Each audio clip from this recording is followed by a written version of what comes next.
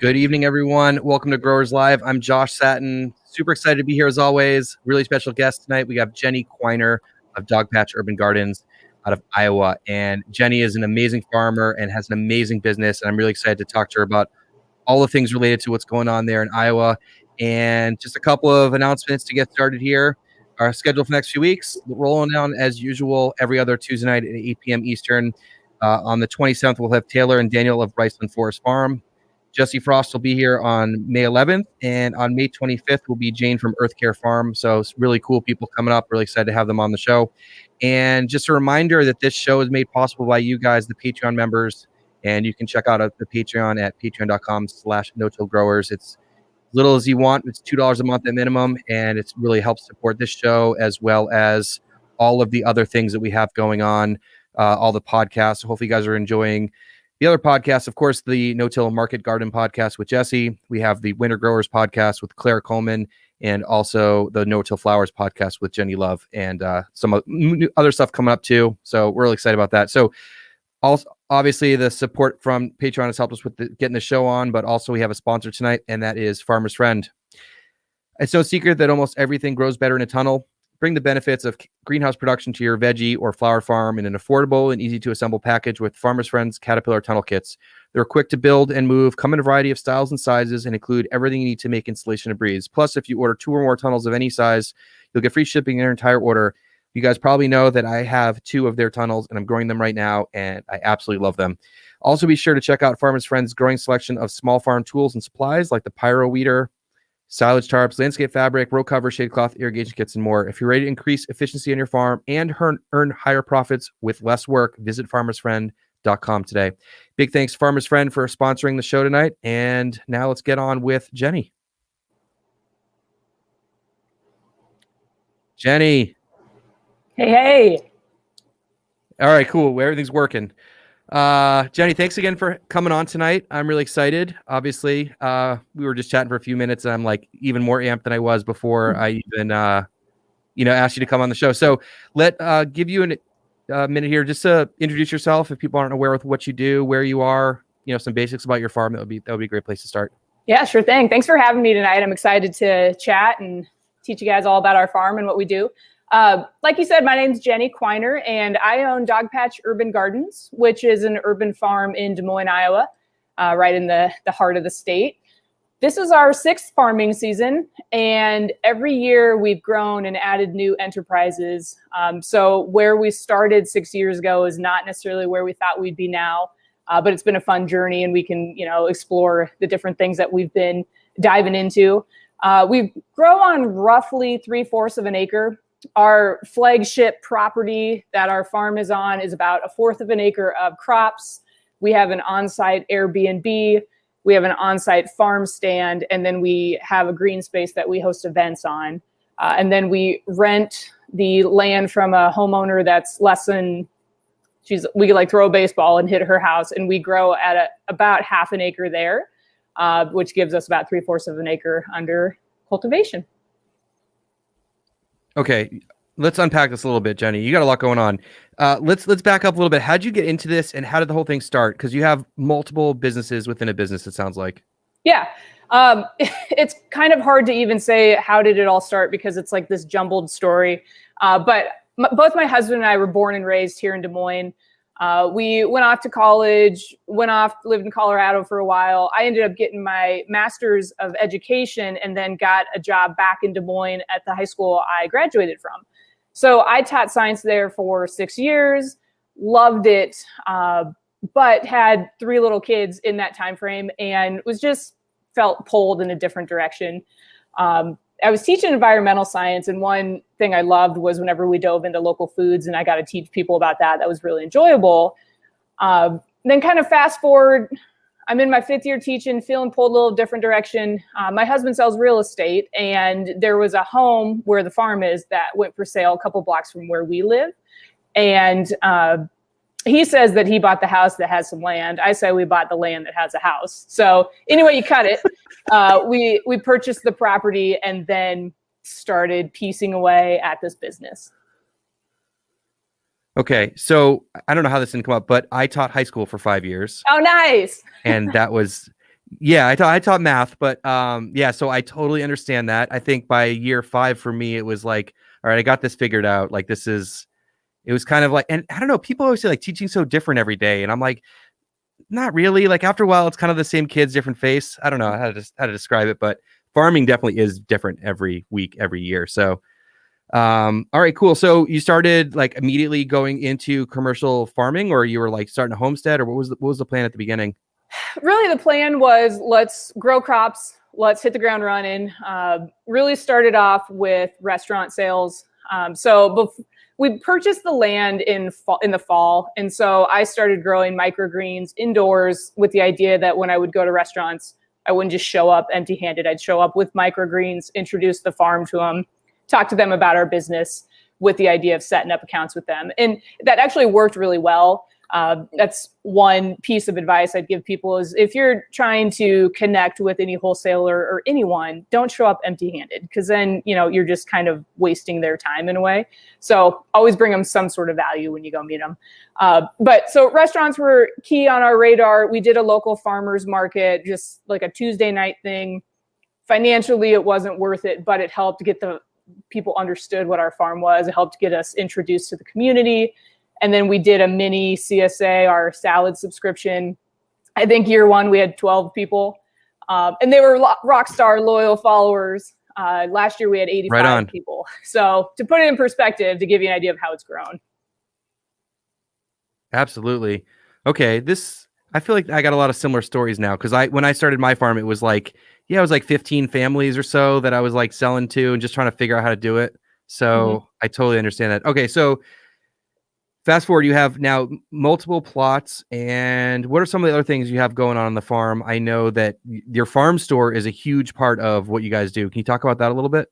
Yeah. So 3 years. Well, when we started the business, we built our farm stand, but it's shifted to what it's actually become now. So now I would describe it as a locally sourced grocery store. And I have to kind of put an asterisk by it because with COVID last year, we switched it to all online, and we can go into that. But 2 years ago, we were open for in-person shopping. We have refrigeration, we have freezers. So, meat, eggs, dairy, fully stocked retail center. And gosh, a couple of years ago, I think we were open like 3 or 4 days a week.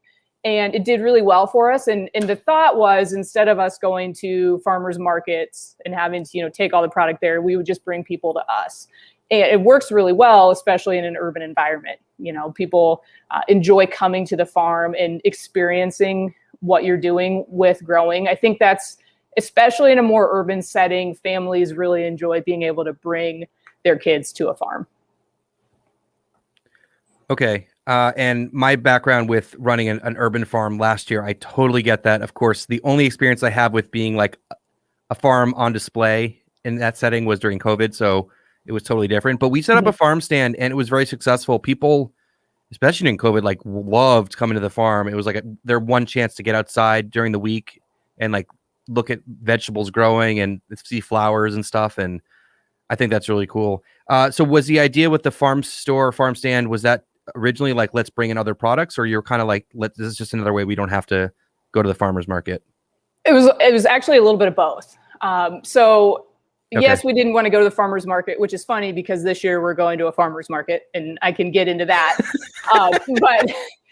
So it was like, okay, let's bring people to us, and then we realized like we can support other people in the community that are doing great things as well. And also, people aren't going to come here if you only have lettuce and carrots. At some point, like the novelty of, okay, we're supporting this local farmer is going to fade away when they go there and then they have to go to like 2 other stores in order to get their necessities. But if we could be the one-stop shop, then they will choose us over the larger chain grocer. And so year one, I look back and it's like, oh my God, I would like drive around town to pick up everyone's products, and I'd be driving to get sweet corn, and that didn't last very long. So we ended up connecting with some local distributors. We work with, 4 distributors now. We just picked up one in Minnesota. That's great. To really diversify more of the products that we have offered in the store. That's awesome. I don't know if you are aware of David Williams at Sunset Market Gardens. He's near me, but he left the farmer's market to come in because he had a really nice farm store at his place. And now he's like, his customers show up, especially during COVID, and he brought in a lot of other products. He's bringing in like milk and meat and some other local stuff. And like, he's like, his ticket price, his average sales are just like through the roof because like they come in for your salad, your carrots, whatever else you guys have, and then they're buying some other things. So I think that's awesome. Have you enjoyed that part of it, or is that like, are you involved more with that, or do you have someone running that? Yeah. So, and yes, I've really enjoyed it. And it's been crazy what we've seen average sales wise going from farmer's market to the retail store and then to online, which is last year our farm stand didn't open for in-person shopping. We shifted everything online with contactless pickup. And we're still doing that. That point of sale average is even more when people are sitting online at their computer than if they're in person buying something. So we've seen a boost in average sale quite a bit. So, but I know that was a tangent. I forgot what your question was. No, I think that was totally, I was asking about like your involvement and like, have you enjoyed, because like, I think everyone gets into farming for different reasons. And then, once you start a business, there's so many different avenues and things you could pull your time and attention to. And, some people just want to be out in the field and work the farm. And, you're kind of all over the place with the whole operation. And I was just curious about the running of the farm store. If that's something you're like, okay, I have to do this, but like, I'm not really into, like, is that something you like nerding out on and like really digging in? Yeah, I actually enjoy when it comes to sourcing and meeting new people and understanding other people's companies. Like, I like being the face to connect new products for the store. I'm not generally the one that's like selling the product, running the cash register. We have employees that do that. When we switched over to online, I managed all of that with updating inventory at first because I didn't even know how to do it, so I couldn't really hire someone to do it unless I had it figured out with the SOPs and all that. So now when it comes to when we close the cart and when we figure out sales and reach out to our growers and producers, someone else does that for me, one of my employees. One thing that's been great about the online store, and frankly, as COVID shifts and if our customers still want to shop online, we're still going to offer it. So we're going to ride that out as long as our customers want. But we're going to start opening the farm stand probably in a week or two, just one day a week, because we have some people that are itching to come shop in person. So we're kind of like in this transition of allowing some people in, but also still doing online. And luckily, we're at a point where we can just evolve and shift with what our customers want. So if half still want to do online shopping, we will. And if half want to come shop in person, we'll facilitate that.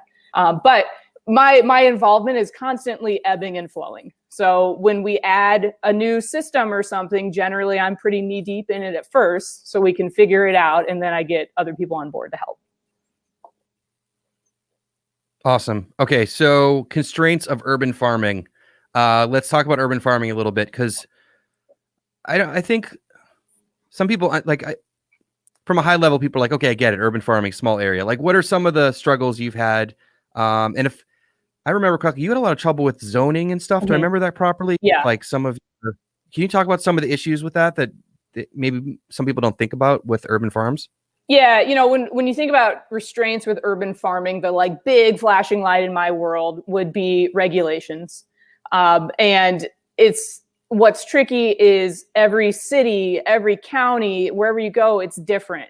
So I can go down the rabbit hole of the troubles we had, and I will happily do that if you want to get into that. But it's like we started this farm with all the best intentions in the world, and we really communicated with our local county, let them know what we were doing, and they'd tell us like, well, here's how you're regulated. Here's what you need to do. To make a real long story short, we were more successful than they thought. And so we had more people coming through our door. And so then they kind of flipped the switch on us and started regulating us as a business rather than a farm store. So initially when we reached out to them, they pretty much assumed we were kind of like a truck selling sweet corn out of the back. Like that's what they pictured in their head. And we're more than that. And so for 2 years, they were just kind of watching us and then realized like, oh, they need to be ADA compliant. They need to have restrooms. And so the regulations it really was hard. It was stressful. My husband he's not the face of the farm, but he does a lot of behind the scenes, and he took a major brunt of dealing with that. He's very social, and he's good with interacting with people, and I'm not so much. So luckily, he was able to kind of engage with the county people and work through it. But it was tough, and it basically doubled our startup costs for the business. Oh, man. Okay. And so what was these are things that people just don't think about, which is why I like bringing them up, because I personally get asked a lot about starting farms, or should I do a farm here? Or, and I think there's always question marks with that kind of stuff. And like for me, and I'll ask you, I'll put this question to you too, but like getting the land ready was a nightmare for me at my urban farm. Like we pulled sidewalks out of where they were growing vegetables. Like, I'm not kidding. Like, cause it had been a farm for like 10 years and they just didn't deal with it. So we like got the machine in there and pulled them all out. Like, was there a lot to get the land ready, or was it kind of open already before you started?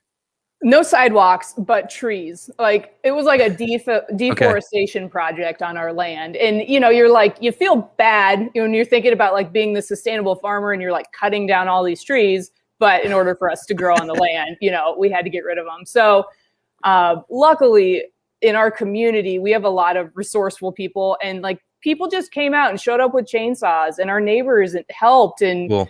All of the displays in our farm stand are made with the wood that we chopped down. There's a guy down the street that has a mill, and he brought it up, portable mill, and he brought it out. So as much work as it was also a great way to rally and connect with the community in support of what we were doing.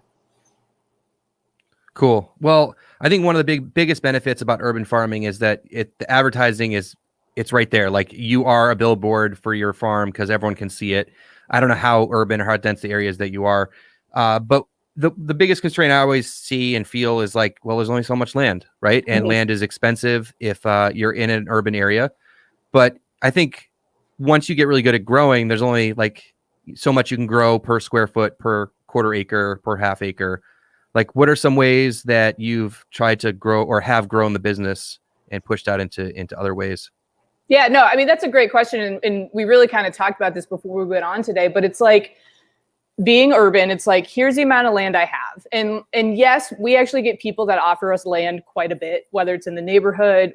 We had a cemetery down the street offer us land.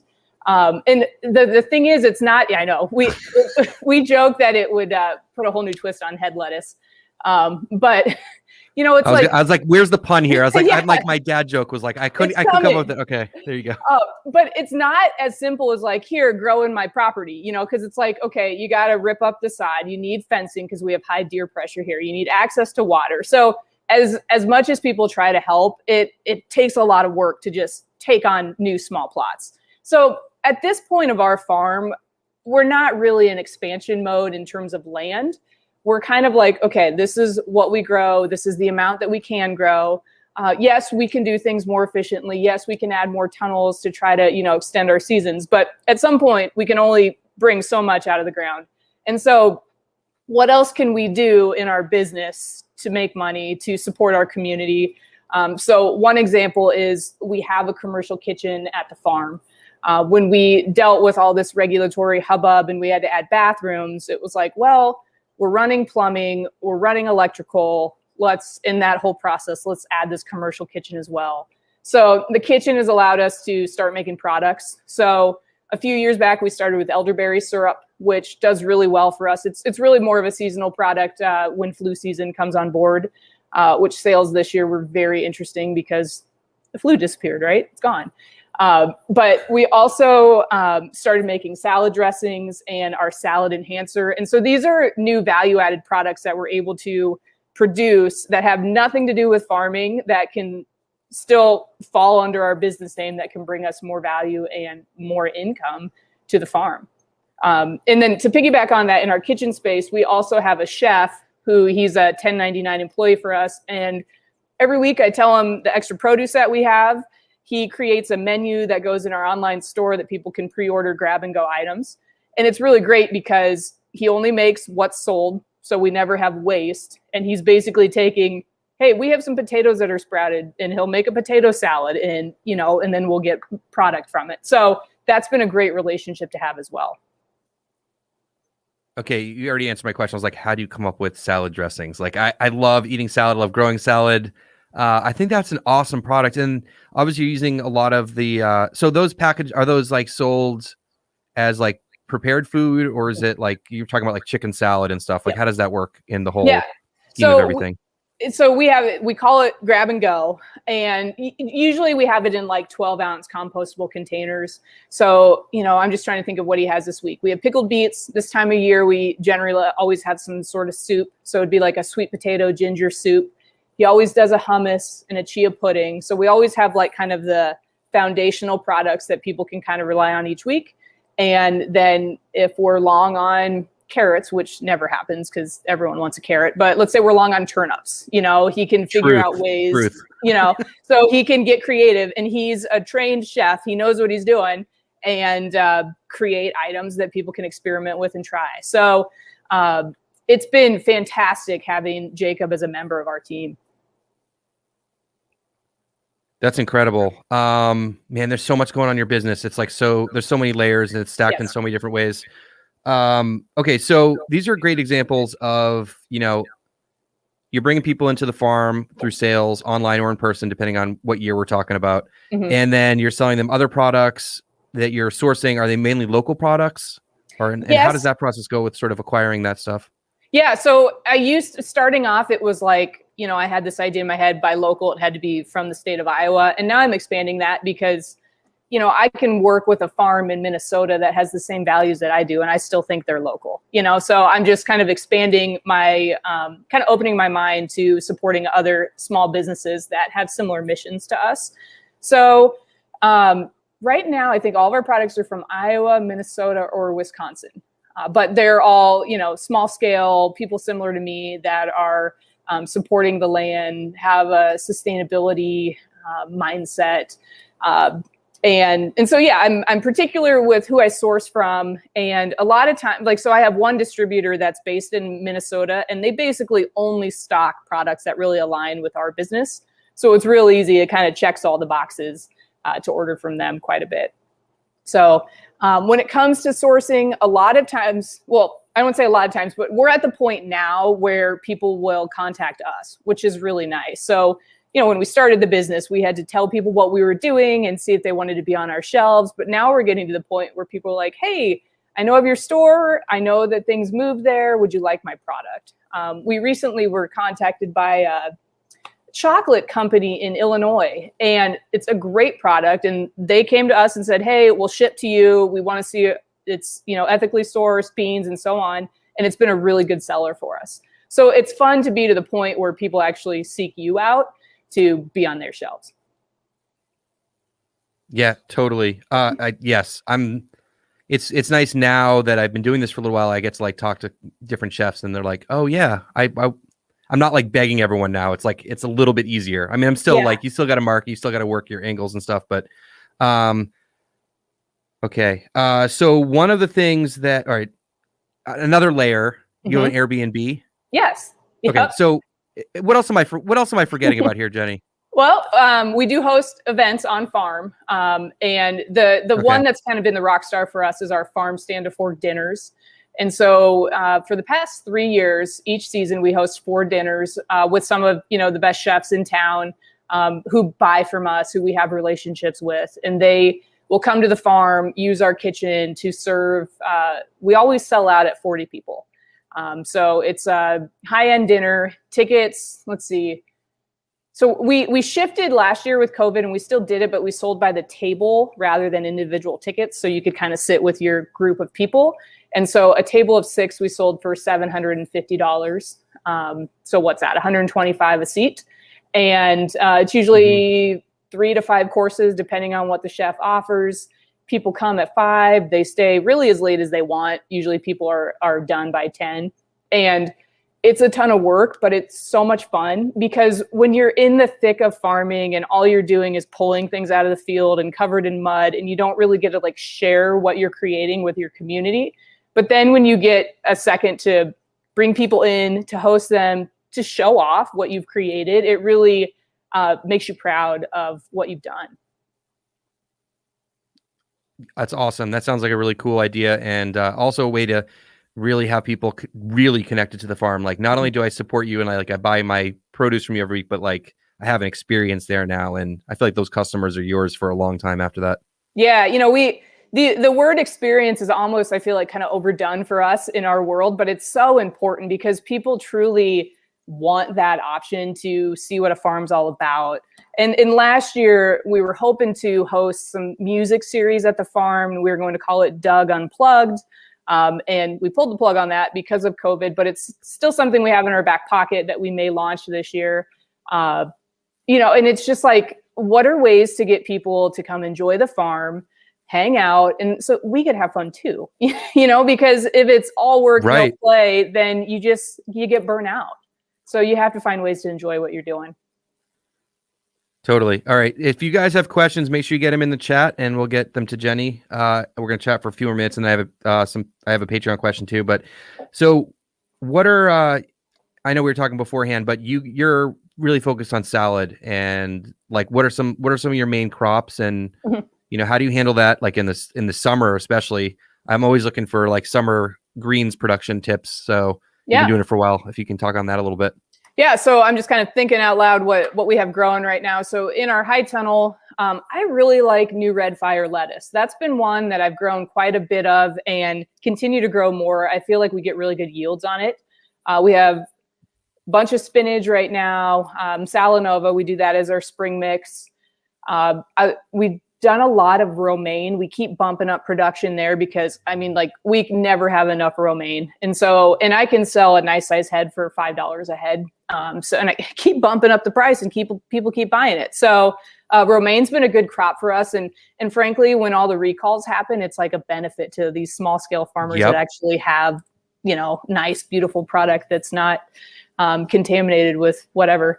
It's romaine's been popular. Gem lettuces are another one that have been kind of taken off. And I think they're fun to grow too. So those are kind of the key crops we have grown right now. And then we also just did a ton of mustard. So Tokyo Bacana is one I really, really like. And I grow that as a baby leaf rather than into the larger size. That's been a good addition to bump up our spring mix, but we also put that in our spicy mix with arugula, mizuna, tatsoi. Those are kind of like our key greens. And then obviously we do a bunch of different kales. I'm kind of scaling back on baby kale. That's one I've always just kind of done, but I feel like the yields per bed just don't really make it worth it when what we can pull from a bed. So, and it's one of those things, like sometimes people go crazy for it, but other times no one wants it. So for that reason alone, it's kind of like, well, we'll drop it, you know, and if we have people that are like, oh, I miss my baby kale, well, then we can always grow it. But I don't think it'll be a big deal. It's fun to sometimes experiment. Oh, sorry. I was just going to say, it's fun to experiment, like dropping crops and then seeing if people even notice, because half the time they don't. And with our setup, what's really nice is like, we're not growing cucumbers this year. I had major issues with managing cucumber beetles, and frankly, I didn't want to deal with it. And then the cucumber beetles shifted to our lettuce, and it wasn't worth it. So we'll just buy cucumbers from other local growers and retail them at our store. So we're able to source whatever we don't grow from other people. Cool. I tried Tokyo Bacana this spring. That crop, if you've never grown that is like, that will blow your mind. The speed at which that thing grows and the weight you get off of it is mind blowing. And so it's beautiful. I couldn't. Yeah. Are you letting them grow big or are you cutting them small? No, we're going small. And actually, you're spot on that it grows fast, because like when we're doing that for our spicy mix, we always have to plant that like a little bit later, or else it'll be too big compared to the other greens. So there's that finesse of figuring out. Usually if you did it like 5 days later, that's when the size will be right compared to arugula. Yeah, I planted a bunch of stuff to just get the soil going and get some stuff growing. And like Tokyo, I planted it a couple days after a couple weeks after some other stuff. Like it was, January, February, so it was cold, but yeah, it beat everything else. I was like, this is crazy. I think it's great for mixes. I don't know. It was a hard crop to sell on its own because most of the people I talked to didn't even know what it was. But it's fantastic. There's another one I grew, which I really would like to try to get in another round at some point soon. It's a new variety from Osborne that is a mixture. It's a cross between Mizuna and Pak Choi. Oh, nice. And it's incredible because everyone loves Mizuna, but the yields aren't great because it's just such a light, dainty green, but it's fantastic. And this gives it a little bit of a hardiness of like Pak Choi. So I grew it and the yield was incredible. And the problem with, chatting with my friends at Osborne, they're like, it doesn't have a name. It's like KN101. I hate that. I can't remember what the number is. Yes. And she's like, my friend and Rebecca over there, she's like, just pick a name. And I'm like, I can't name it. Like, I'm not make it up. So anyways, I'd recommend that if anyone is listening for it, that's another good option. The yield was impressive. I was getting like, 35, 40 pounds off a 50-foot bed. Nice. For a baby green. Yes. That's so impressive. Yeah, it's definitely worth it. Yep. Yeah. Really thick stand. Anyways, totally digressed. Let's talk about, so lots of, I love talking about this stuff. Lots of greens, other seasonal crops or anything. You mentioned carrots. Yeah. So we do carrots, beets, tomatoes and peppers. We'll do some herbs as well. Scallions do well and it's just a nice crop. I do radish, just quick, easy, looks good on a table. But we kind of fade those out pretty quickly. You get the spring crops and then we'll do fall crops, but I don't try to push radish in the summer. Really carrots, tomatoes are key summer crops as well as the greens. Cool. This sounds very similar to what I'm up to. I totally get it. Green onions or scallions are awesome. They're like bomb proof year round. Bugs don't eat them. They don't care about cold and heat. Yeah. I love growing them. And I just started doing a lot more interplanting with them to just try to eke out a little bit more space. So what about some summer lettuce tips or summer greens tips? Yeah. So lots of different things to think about. First of all, soil fertility. The goal with summer greens is to get them in and out as soon as you can. So we kind of bump up fertility to really try to speed up the growth. If we're transplanting, it's going under shade for at least 2 weeks the second it gets in the ground. We do overhead wobbler sprinklers to just really cool the crops off. And it varies how often we water. It's usually 2 to 4 times a day. It really depends on our soil conditions because we're on different plots. Some of the soil holds moisture more than others. But the goal with the overhead watering in the summer is really just like a sprinkler that you run through when you're hot. It's just to cool those crops off. So, we run it for 5 to 10 minutes. It's not a deep soak. And And then also be specific with the varieties. So in the summer, I always try to push Salanova, and I'm never happy with it. So I'm just telling myself, no Salanova in the heart of the summer. Mir does pretty well for us. It gets a little tricky because I feel like it's prone to bottom rot, just the way it sits on the soil. But Cherokee and Magenta are two head lettuces that I really like in the summer. And then also New Fire, like I mentioned earlier, that does well in the summer as either a cut or just a head. But I've noticed you really have to get the spacing right. So in the summer, I do 3 rows per bed and spread them out, because I find if there's too much moisture, the leaves just stick together and they're gross. So, figuring out what varieties work well is super helpful. And as much as I want to always have spring mix in the summer, I'm just, I'm realizing that in my setup, it's not working. I know some farmers that do, but it hasn't. I keep trying and then I get mad. So I am not growing it in the heart of the summer this year. Yeah, I went through the same thing, and my mix was mostly Mir and a little Cherokee and Magenta. That was my mix for the last few years. Yep. And had great luck with it. I'm much hotter where I am, but I guess I'm a glutton for punishment. Like I'm growing Salanova again this year. Like I want it, so I'm gonna figure it out. I'm destined to figure it out. Tell me the tricks. I'll tell you what doesn't work, I'm sure. But yeah, I'm growing in tunnels, and I have the combination of drip and overhead. So I'm going to be doing the drip and then overhead, short burst during the day to try to keep it cool. I have shade cloth for my tunnels if I need to. Like, I don't know. I'm going to try to figure it out. It's definitely a goal for me this year. Mm-hmm. And frankly, it's like in our market, the demand is there. So you figure out a way to keep those customers happy. And they are happy when you have salad greens in July or August. Yeah, it's funny. Everyone wants salad in the summer when it's hot, but it's like the hardest time to grow salad, and it doesn't it tastes the worst in the summer. And everyone wants lettuce in the summer. It's like cilantro. Everyone wants it when you're making salsa, but that's when it wants to bolt. And it's it's the same idea. Yeah, totally. And I was growing that mix, that Mir Cherokee Magenta mix, and I loved it. I love eating it. I find it's a great product to sell to families. Mm-hmm. I think that I made the switch mainly just because I think I'm selling to 100% restaurants now, and so I think that they would prefer more of a spring mix than that like heavy leaf broadleaf lettuce. So that's why I made the switch. Otherwise, I would totally keep growing it. The yields are insane on those right, mm-hmm. And they grew it in the winter. Mir was awesome in the winter too. Yeah, I like it better in the winter, actually. I just was dealing with some bottom rot issues in the summer, and I just need to kind of hone in on my moisture levels a little bit. But yeah, it's a beautiful green, and I really like the color of it too. Okay, and so I'm going to get on some questions in a minute because I feel like we could just chat. This happens to me every show. Mm-hmm. I'm like, let's just chat, and then I'm like, oh man, it's been a while. We got to get some questions. So salad's a big part of your identity. I see it behind you over your right shoulder. What's going on behind you there?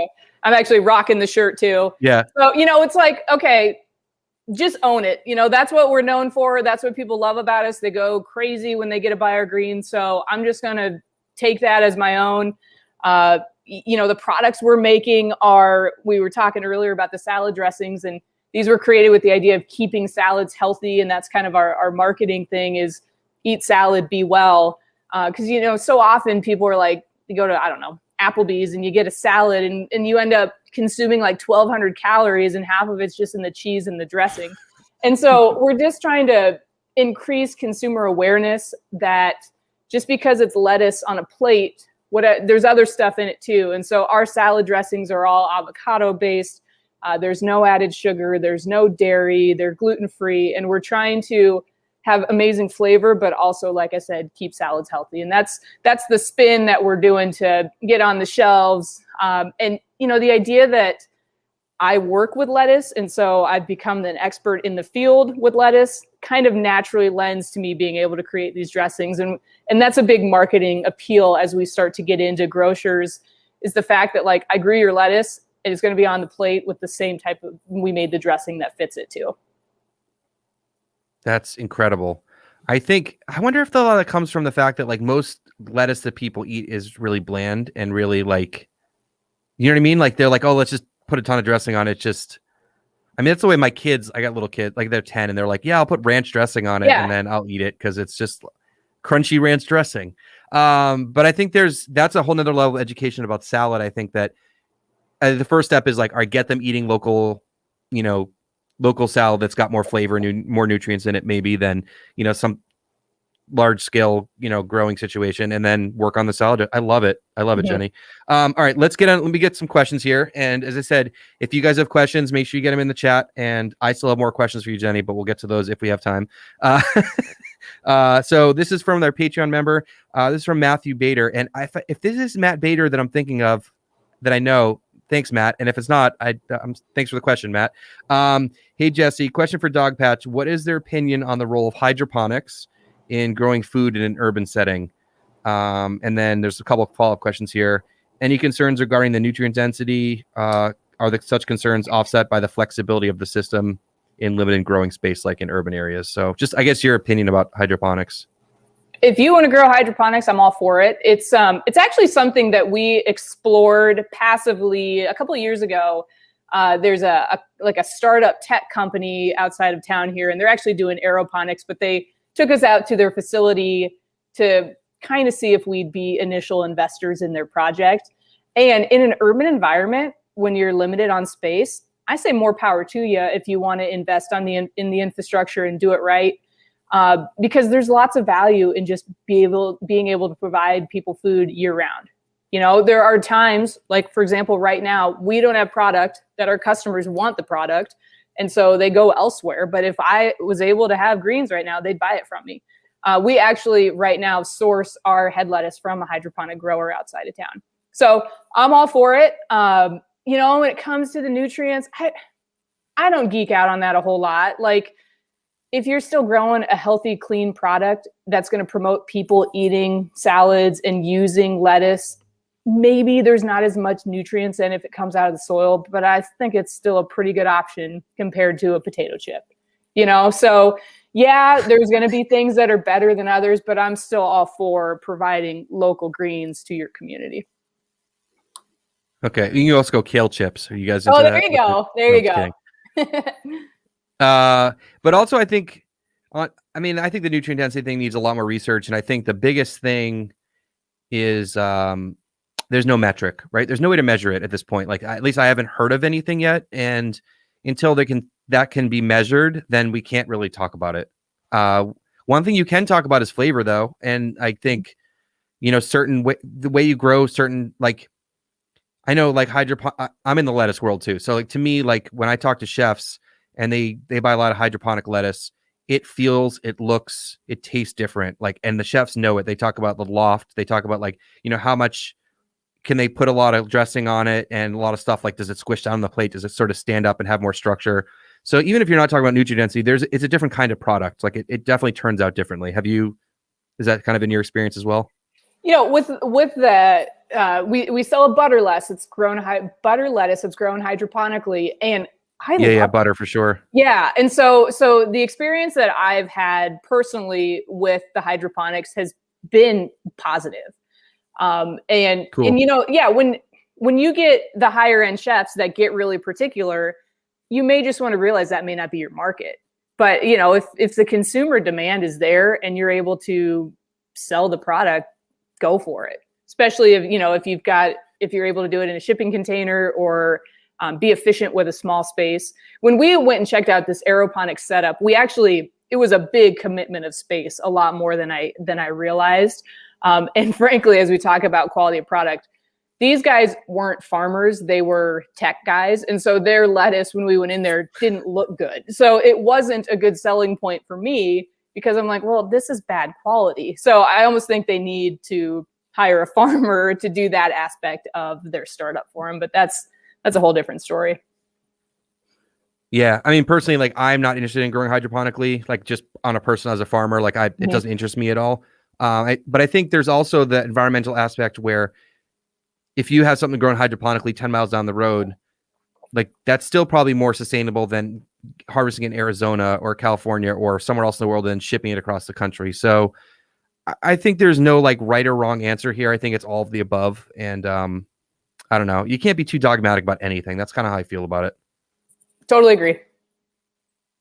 But yeah, I've been in a restaurant talking to a chef, and this was a couple years ago, and someone dropped off some samples. And where I am, I'm in Raleigh, North Carolina, and there's a lot of farms like west of me. People probably following a lot of the farms I've either showcased on my channel or you just know about, sort of in the middle part of the state.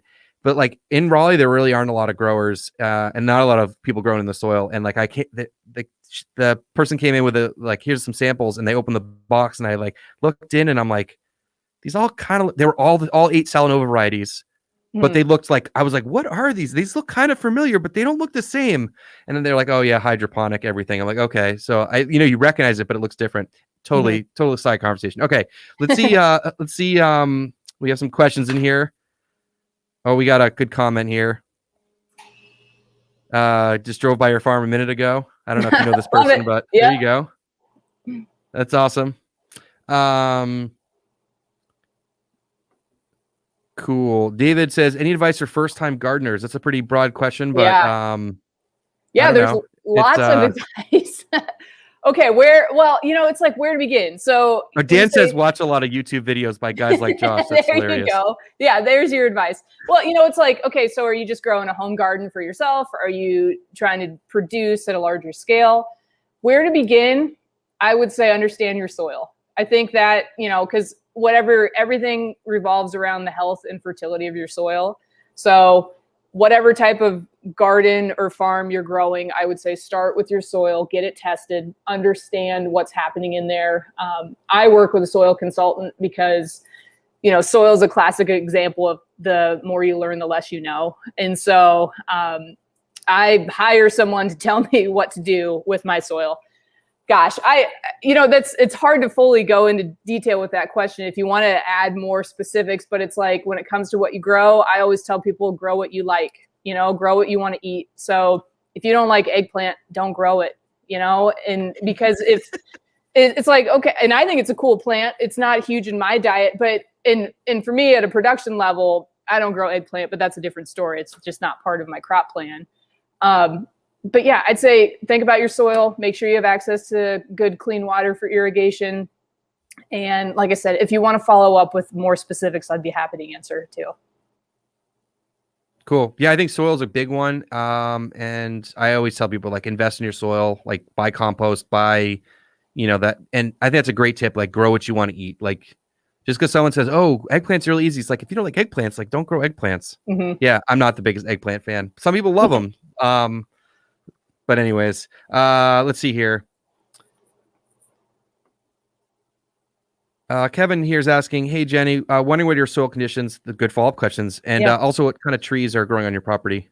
Okay, so soil conditions, we have a nice loamy soil. We're actually blessed to have that nice black gold. You guys are in Iowa. Yeah, we're in Iowa. Yeah, I'm a little spoiled. Our organic matter, I believe right now is around 8%. And obviously it's going to vary based on where we're taking our tests from. Actually this year, this is something a little crazy. I'm not sure what I think about it. We're not applying compost. So based on our test results in the fall and my conversations with my consultant, she's like, you could, but you don't have to. And so for the sake of labor, and we're going to experiment for the sake of cost, because it's hard to get a good amount of compost here where I'm at. So we're going to see. So I don't necessarily, this is the first time that we've just not applied any compost, but it's an experiment. If we feel like yields are down, that we can pinpoint that it might've been connected to that. But I would say generally our soil conditions are strong. We have great soil for growing. Let's see, types of trees that grow on your property. We had walnut, which was hard to take down, but like I said, we used all that wood. Hackberry was one that we took down. A few maples. There's generally a lot of oaks in our area, but we didn't have a ton on our property. So those are kind of the key ones. Okay. And I agree with what you said, that the more you know about the soil, the less you know. I feel like every year, I feel like I know less about farming. And I'm like constantly learning. And I feel like every time I learn one thing, I have 2 more questions. Oh my God. Yeah, it never ends. I'm in the thick of upgrading some irrigation stuff. And just today, like you don't know what you don't know. And I had this moment where I was like hooking up a 3/4 tube to another 3/4, and I never knew that there were like different threads for different types. And I learned something new today. So call me a novice farmer or whatever, but like, it's just funny. I've been farming for 6 years and I didn't know there were different thread types, but now I do.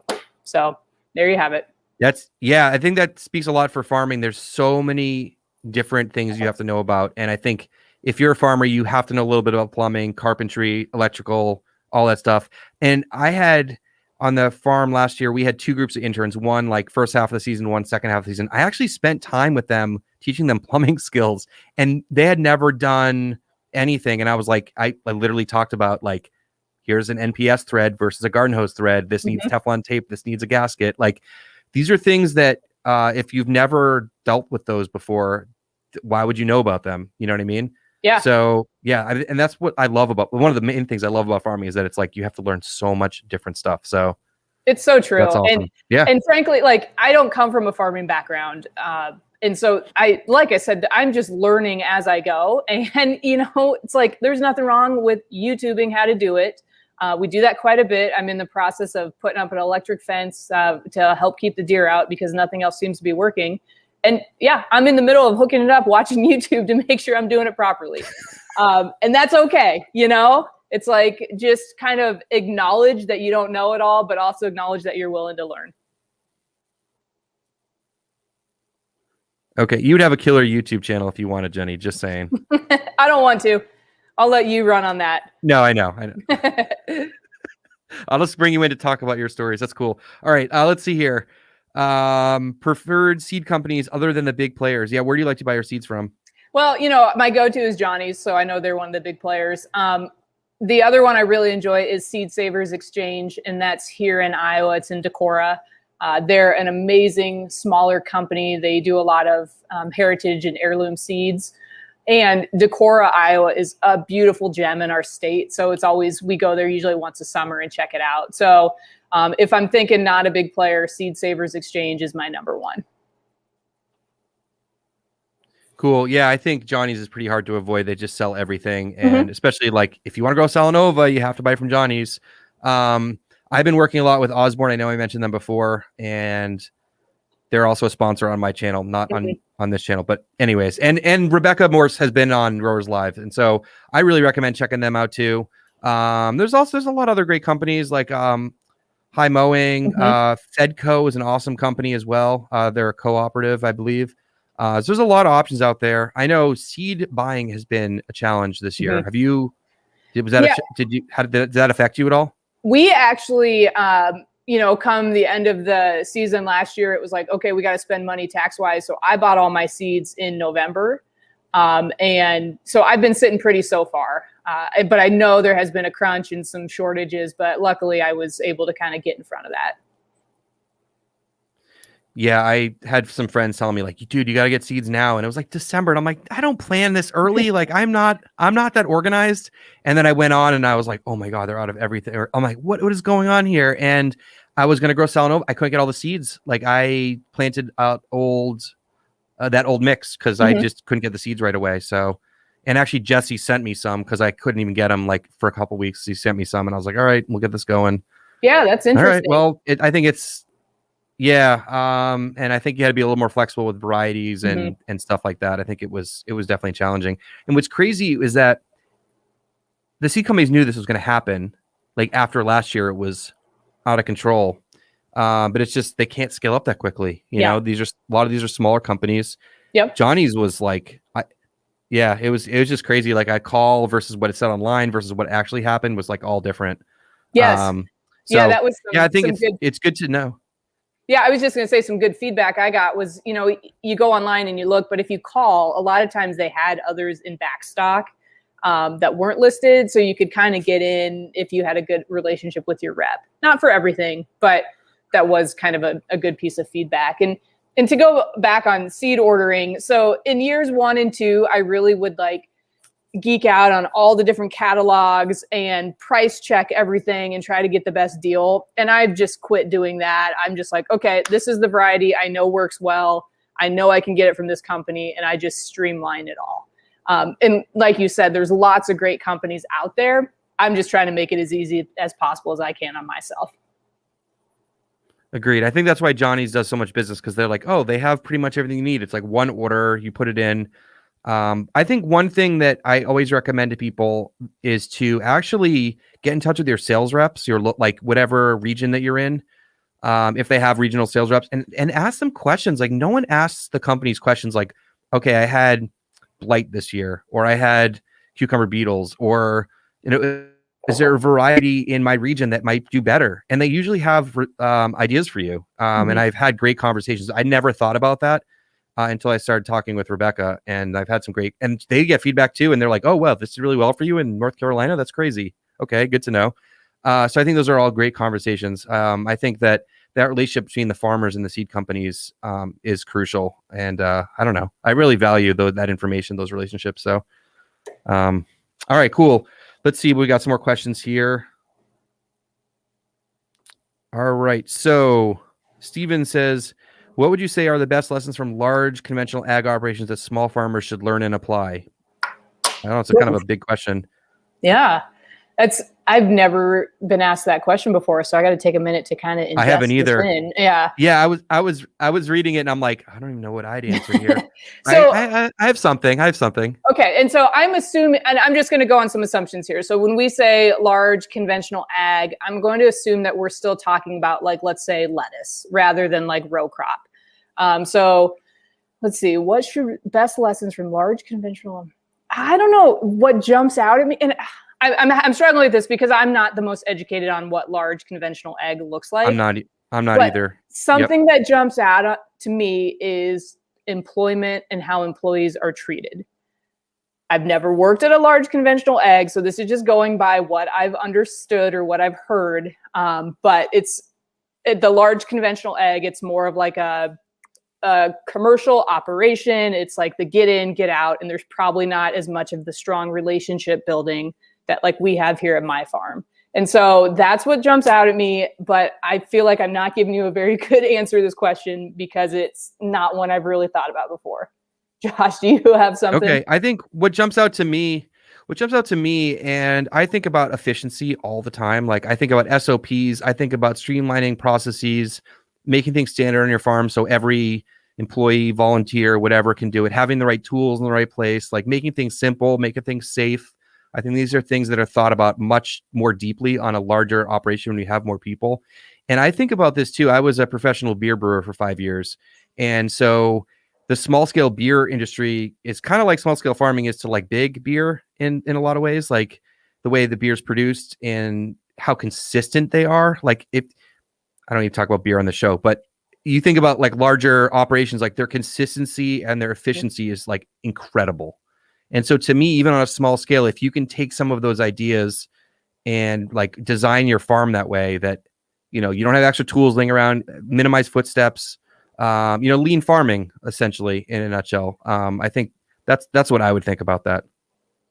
I love that's why I read that, but I love that. I was actually reading it incorrectly. I answered it like the other way around. What large conventional should learn from small farms. So I interpreted that wrong, but I loved what you said in terms of efficiency and consistency. I think that's spot on. Cool. Yeah, I think it's one of the hardest things also is on a small scale. Like, you don't have 5 acres of romaine, you have 4 beds of romaine. Mm-hmm. So like, and you don't get to grow it all the time. They're planting like every week. Like, I'm not planting the same. Well, I'm planting lettuce every week, but you know what I mean? Like, it's just a different term. It's different in terms of like consistency and production. So, okay.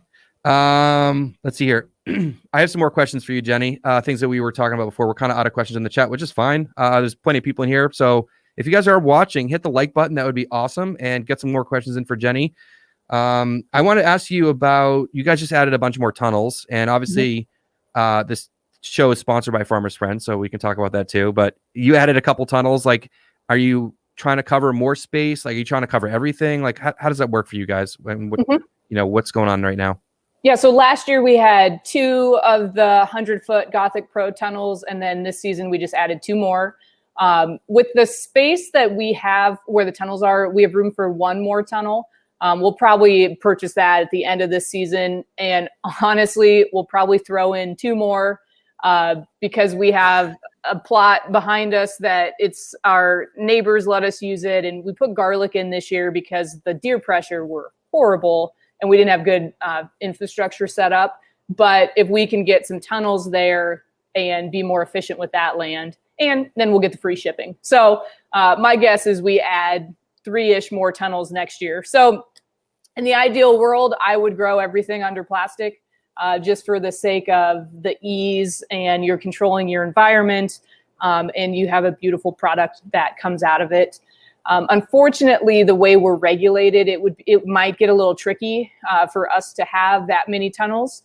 On our main kind of flagship plot, we have 1 high tunnel, and I think that's probably the most we'll ever put up here. But if we kind of get some areas that are off the beaten path, that are less visible to foot traffic and street traffic, we'll probably keep adding as we go.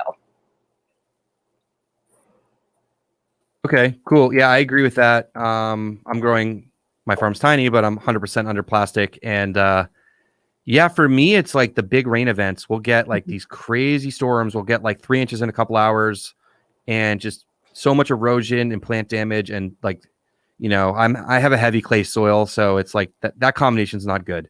Yeah, I totally get the tunnels, and for like what you get out of there's the value on those are incredible. Like I'm blown away. If you haven't grown, like you grow something inside and outside, it's different. It's faster, it's more reliable. And I think when you're on small acreage, every inch counts. So yeah, I just saw on Instagram you guys were putting up a bunch this week and you guys look excited about it. So and you know, a lot of thank you. It feels good to get that plastic on. You know, that's always the kind of the lingering thing. And it's so windy here in the spring that when you get a second to get all hands on deck, you take advantage of it. And the other thing to kind of throw out there with the tunnels is a lot of times we don't wash our greens that come out of the tunnels because, you know, they're not covered in dirt from splash from rain. And that saves a lot of time and effort. It just speeds up the whole process from in the wash pack area. We also, the high tunnel that we have was through the EQIP NRCS grant. And I stay in touch with my rep, probably seasonally, and we stay in the pool. So next time there's funding available and we can get a high tunnel, we'll figure out a place to put it. You know, I just keep that relationship with my NRCS rep. Lately, we haven't, you know, been able to get one, but the second we can, we will. And like I said, if we can get money, I think let's see, our tunnel is on, actually in about a month, we'll officially own our NRCS tunnel, and we may actually heat it for greenhouse operation. But I think we got like $10,000 towards that, and it was totally worth it. Cool. Yeah, I think that's another thing that I should probably bring up more often is that, yeah, having crops under plastic, they're so much cleaner. Like there's not nearly as much splash, even if you're using overhead in the tunnel. Like it's not nearly the same as a heavy rain event. And like Ray Tyler, which you've had on the show too, most people know him for all of his work that he does with his tunnels. He actually uses landscape fabric in his tunnels because it's just that much faster to clean the lettuce when there's literally like no dirt on the, like he's, you know, I think his wife either ran or still runs the wash pack, and she's like, you got to use the plastic, man. Like this is slowing us down. Like it makes it a cleaner product. He's like, all right, we'll do it. Yeah. I mean, so I think that's another big advantage. Thanks for bringing that up. They've got a couple questions in here. Yeah, go ahead. Oh, I was just going to say, we use landscape fabric. Yeah, what were we going to add, Jenny? We use landscape fabric whenever we're transplanting in the tunnel as well. Yeah, just to keep them clean. Okay. So you think that's more about keeping them clean or about like covering the soil, and weed suppression and stuff? Yeah. Or is it combo? Yeah. Well, so frankly, this new area that we've got the tunnels, it was sod before we planted. And so it's really weed suppression, helping preventing the sod from growing back as well. But you get the added benefit of keeping them clean. Okay, cool. There's a question here about Chris Blanchard and fundraising to preserve his work. How is this going? Are you still involved? Is that something you were involved with? Yeah. So kind of the backstory there, Chris's dad lives 2 blocks from the farm. And so Chris's dad and his dad's girlfriend are huge supporters of our farm, and we became really close with them and still are. So when Chris passed away, we created the Keep the Tractor Running t-shirts. There were these purple shirts. You may see them pop up on social media. And we just did that for a short amount of time. So I think the fundraising event, we did it for maybe a month or two, and they sold them at the Moses conference as well. So the fundraising is no longer going on, but the money was used to basically preserve the podcast and get it archived, which it either is archived or they're in the process of it as we speak. So that's what all the money went towards. Cool. All right. I totally forgot that you were involved in that. And if the people watching or listening to this don't know who Chris Blanchard is, he ran the Farm to Farmer podcast, and it was instrumental in the farming community and has just touched so many people. And if you guys are ever interested in learning more about farmers across all over the place, go listen to that. Like, every episode was incredible. I never got a chance to talk to Chris. But yeah, he's an incredible human, and that's super cool that you guys are involved with him and their family. Yep. Yes, he was an amazing person, cool. And is definitely missed. Yeah, totally. And I know that before we get into the next question, I want to talk about Chris for a second. Yeah, I know that, that show, his podcast in particular, was a huge inspiration for Jesse starting the No-Till Market Garden podcast, kind of the same format, and, getting guests on and just being very conversational and very like honest and open. And I think that's it was a huge influence in a lot of our work in terms of content creation. So yeah, I can't say enough good things about Chris and his work. So, all right. Noah Kashmir, are there any, I was going to ask you about this. Are there any opportunities to visit and learn on your farm? I mean, I could extend that a little bit. I was wondering, like, with your teacher background, are you doing education? I mean, obviously last year was very different, but had you in the past, or do you have plans to do education and things like that? So we've done educational opportunities. It seems like every Girl Scout troop in town wants to come visit the farm and get a tour. And frankly, I'm to the point now where I say no, because only if they bring cookies. But it's like, basically what happens is you get, a group of 10-year-old girls that could care less, but their parents are really interested, and it just doesn't flow well.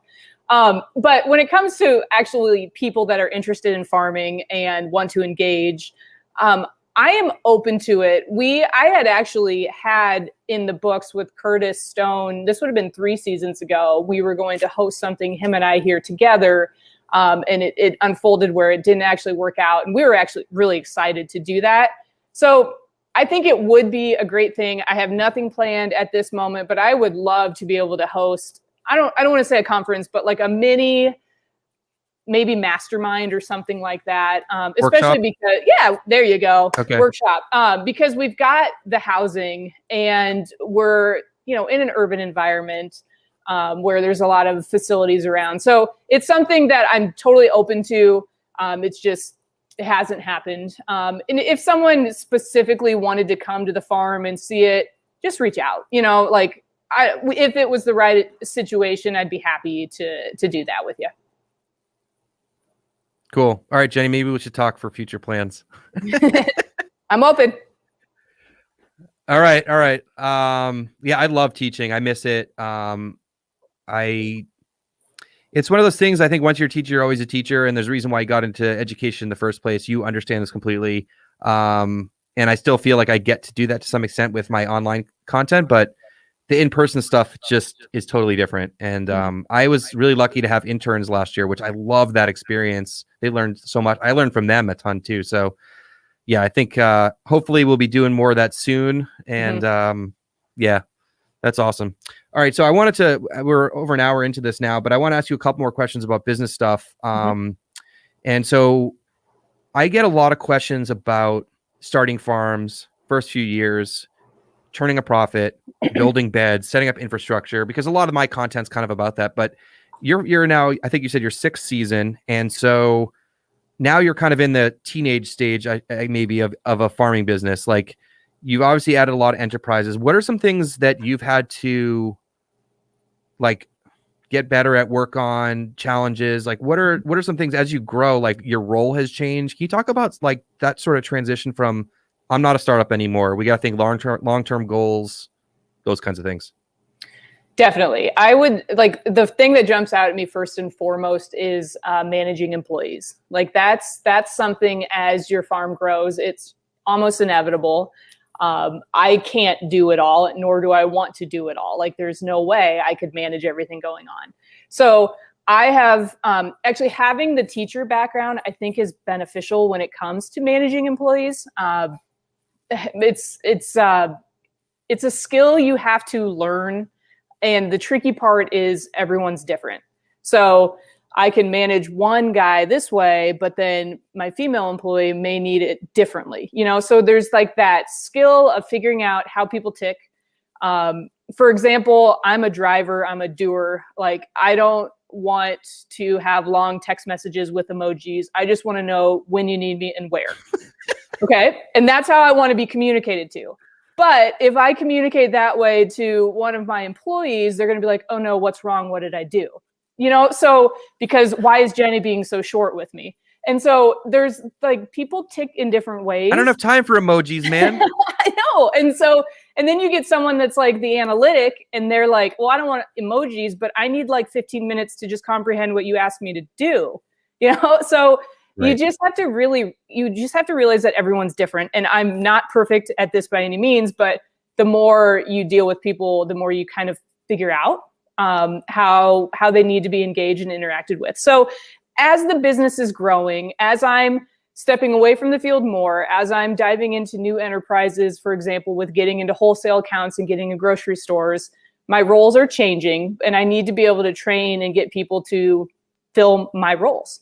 And so to me, that's like kind of the biggest thing that's going on in our world is how can we keep the farming operation running? How can we keep the quality, what people expect? How can we keep our customers happy without me doing it? And those are kind of the big shifts that are happening as the farm grows and changes. Okay, so managing employees, are you spending less? It sounds like the biggest thing is like you have your hands on the farm less. Like you're not working as much. You can't be everywhere doing everything. So has that been like I know everyone's personalities are different, but like, is that a control thing? Is that just like a brain space, like multitasking thing? Well, it's a lot of things. So in like what's going on in my world specifically right now is, as of like a month ago, I had 2 brand new employees that don't have experience farming, but they're amazing people. They are excited about what they're doing. They show up on time. They work hard. So they're already great employees. But I'm in this transition of, okay, I need to educate them how to do things because they really don't know yet. But yet I need to be able to like tell them to go put down drip and lay landscape fabric so that I can go deal with the email meeting or whatever I have. And so right now I'm having a hard time just managing it all, because there's only so many hours in the day and I've got my family that I want to be present with. So my big struggle right now is, one, not enough hours in the day to get everything done, but also having the right amount of headspace. So we were talking about this earlier. I just picked up this grocer account. I'm going to be in their warehouse, their specialty food warehouse, which is like so exciting. And it's huge for our business. But I'm dealing with onboarding a new co-packer to make our product so we don't do it in our kitchen. And I haven't been able to give it the focus I need because the focus it needs is me to be really present in it. But that means that I can't be present in the field. And with field operation, if it doesn't happen at a certain time, then it really screws us over later in the year. And so I'm just trying to manage it all right now, and I'm not doing it perfectly, but things are still flowing in the right direction. This is the best spring we've ever had. We're infrastructure. We're way far ahead of where we've ever been. We're getting irrigation set up. So like things are really ticking in a positive way. Cool. I know, like last year I was managing people and I didn't have my hands on things a lot. And yeah, it's hard also when you're like, I can just take care of this in 30 minutes, but I could spend 3 hours explaining this so that you can do it in 2 hours, but it'll take me 30 minutes if I just crop out that bed or whatever. Totally get it. What are some like starting to think about more long-term plans on the farm? I think a lot of people get in startup mode and they kind of just stay there and just turn and burn. Like you guys have so many plans, and how are those discussed? Like, are those obvious things? Or are you constantly brainstorming? Like, how does that work as you try to grow the business? Is that a hard question? I don't know. No. It's great that I have my husband, Eric, because he's a serial entrepreneur and he's a dreamer. So he can see big picture and he can project. And so we're a good duo in that regards. So just the other day we got this idea, and it's not happening tomorrow, but we're starting to explore of like, well, maybe we should have a food truck, because we have an offer to purchase the parking lot across the street from us. Currently, a church owns it. They don't use it. They let us use it for anything we need. But if we own that property, we could over time add like a pavilion and make it even more of a community center. And so, we're just exploring those types of big picture of like growing, because it'd be really cool for us. And we have the potential to own like a city block, because we've got our farm. Oh, man. Then maybe we could have the parking lot, and then we grow on the property across from the parking lot. And we have first right of refusal in that rental agreement. If the woman wants to sell, we have the first option to buy. So in terms of like what the future looks like, there's tons of unknowns, but ideally we'd love to own all those properties and just make a little urban farming mecca, a little community that people come hang out in. Love your energy, Jenny. I love the ideas. My wife says that about all that. She's like, you're the dreamer, you're the, the blah, blah, blah, and the entrepreneur. I think the food truck idea is cool, especially because you already have the chef and kitchen. Right. Yeah. So you have that sort of base setup, that commissary like that you need to have a food truck. That's really cool. Let's talk a little bit about like your branding is awesome. Your marketing is incredible as well. And I know we were talking before, but like, can we talk a little about email marketing and how that's been helpful? Because I know that especially during COVID, when people's farmers markets were closing and things like that, people were like, I can't get in touch with my customers. And I was like, get their email addresses. So you talk a little bit about email marketing? Yeah. So I would say email is our best form of marketing. That's provides us with the most value. Going with that COVID example, when we decided, okay, we're going to shotgun our store into this online store, I was able to reach, so our email list is about 2,500 people, and we get an open rate of about 40%. So I can't complain at that. I'm happy with that. And we were able to immediately tell our customers, here's what's going on. Here's the procedure for ordering. And people just did it. It was like, oh, okay, I'll buy from online now. So it's like we really didn't skip a beat, but that's because we had direct access to our customers. And yeah, we use Instagram, and yes, we use Facebook, but we all know that, okay, you're going to post something and you have really no control over who sees it. But when something's in the inbox, maybe it'll go to promotions, if you're in Gmail, but it's still, the odds of people seeing it are a lot higher. And so, I send an email out every week. Every Sunday morning, it goes out at 6 a.m.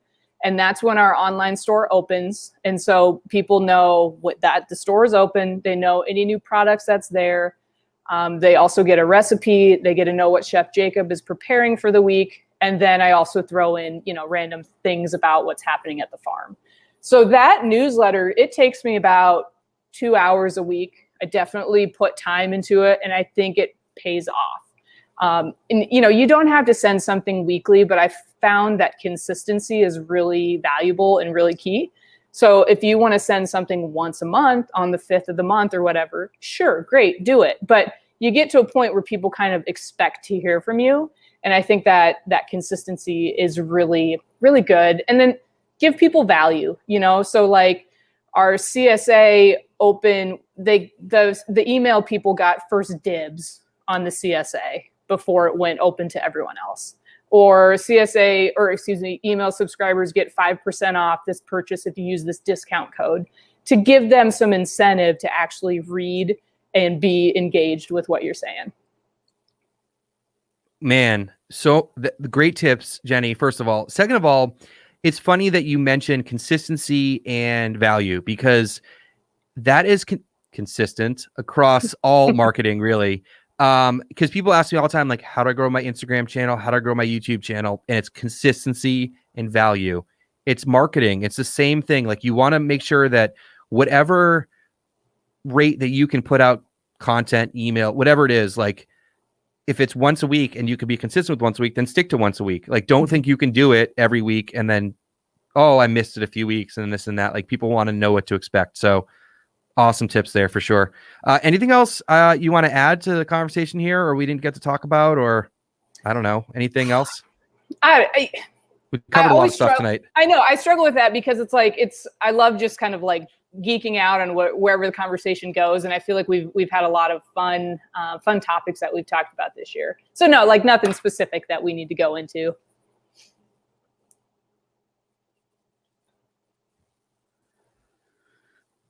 Okay, cool. Well, I think that might wrap it up, Jenny. I really appreciate your time. I really enjoyed chatting with you. And for all of you guys who are watching or listening, go check out Jenny on Instagram or any of the things. They're all listed down below.